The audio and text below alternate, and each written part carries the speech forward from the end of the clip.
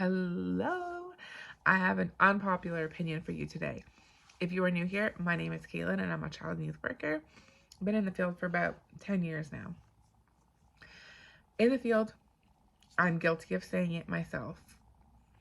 You are not alone. And when you think about that, it's very optimistic. And I think that's why we say it. Nobody wants to feel alone in their battle with mental illness. Now, in a true sense, you are not alone. There's other people going through similar things as you. You've got your support systems, therapists, counselors, youth workers, family, friends. Um, that is all wonderful. And honestly, you need to have all of those in place, I think, in order to continue to grow and to continue to heal and to get through whatever you're going through. But at the same time, just reflecting on my own experiences in the last couple of years, you are alone. And no matter how many people you have there, it still feels lonely. And I don't like to say, you are not alone anymore. I don't like to say that anymore because I think it gives a false sense of hope when you're there and you're with all these people and you're like, oh yeah, but my life is still the same.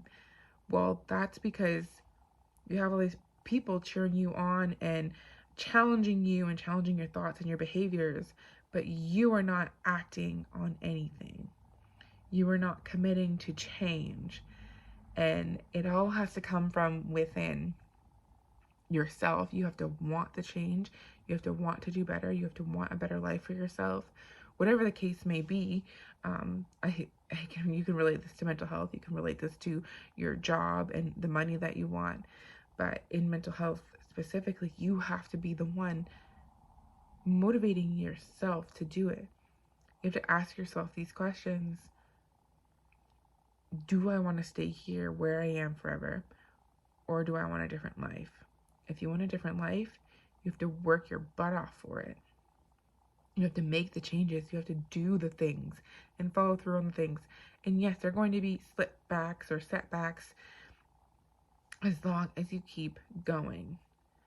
That is the main key. And I have it sounds so silly, a silly example, but I became a single mom of 2, and my little one was very, very little. He was still like under the age of 6 months. And it was a lot. At one point, I had gotten into a really good routine of keeping my kitchen and my living room clean and doing that before bedtime and then going to bed. And I would wake up and the house would feel so good. It was clean and tidy. And then I slipped back into the habits of like not doing the dishes before I went to bed. Toys were everywhere in the living room. I would wake up, I would feel like crap because the house is a mess and I had to do all of these things. And I was like, I know that I feel better when I do them, but why am I not doing them? And you get back into that negative cycle. Just trying to figure out how to balance everything. Even showering for a little while got like to be a chore, and I was exhausted and just wanted to go to bed. At the end of the day, I was done.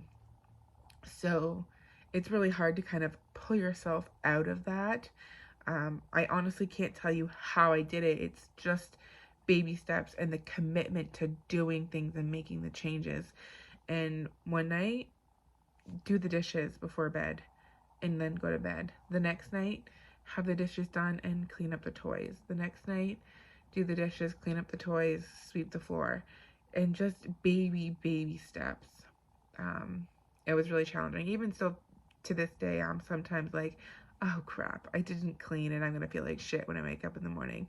Or last night, for example, I was like, I hadn't eaten because it was a crazy afternoon and it was like 9 o'clock and I was gonna make something. I'm like, oh, it takes 20 minutes to make in the microwave, so we're just gonna do something quick. And I was like, no, I can put it in for 10 minutes, clean the living room,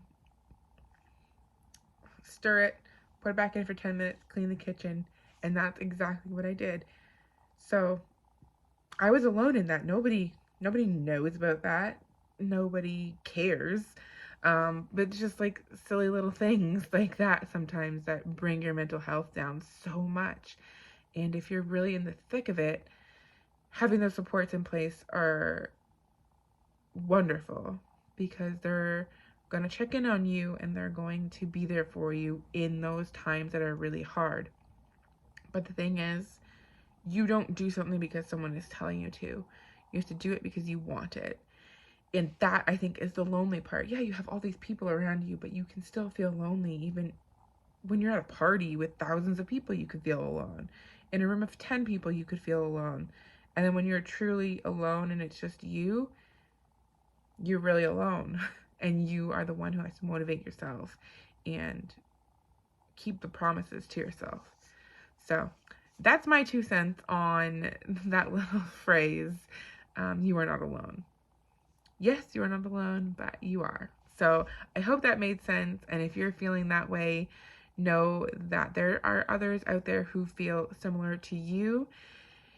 And you got this. I am here to support you, be your cheerleader, be your ear to talk to, whatever you need. I really miss doing those kinds of things, and I hope to get back into it soon. But for now, I will put my opinions and my knowledge out on the internet. So if you like this content, please subscribe, like, and share. I'd super appreciate it. I'll throw a graphic up at the end that says the same thing. But thank you for being here, and we'll chat again soon. Bye.